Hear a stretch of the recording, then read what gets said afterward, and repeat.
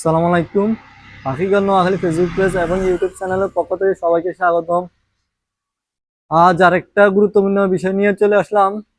সেটা হলো ক্যাসিনো বা জুয়া বা বিটকয়েন, যা আমাদের সমাজে যুবকদেরকে নষ্টের পথে ধাবিত করে ফেলেছে, এমনকি নষ্টের পথে অনেকে চলেও গেছে।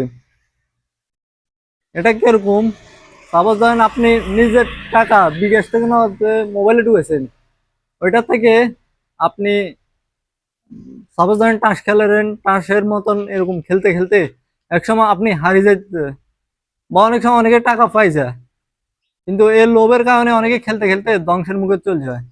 যেমন আমি যা দেখলাম, যেমন সিক্স এর পোলাপাইন, যাদের বাবা বিদেশ থাকে, যাদের মামা বিদেশ আছে, মামার আদর, খালাতো ভাইয়ের আদর, বড় ভাইয়ের আদরে, বাপের আদরে নষ্ট হয়ে তারা জুয়া, গেম এবং কি তাস এগুলা খেলে নষ্টের পথে চলে যাচ্ছে।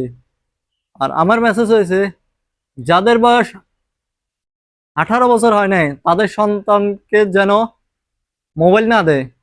আমার চোখের সামনে একজন দেখা, আমার আত্মীয়ের ভিতরে একমাত্র ঘরের ছেলে, তাকে দামি মোবাইল দিছে, কিন্তু সে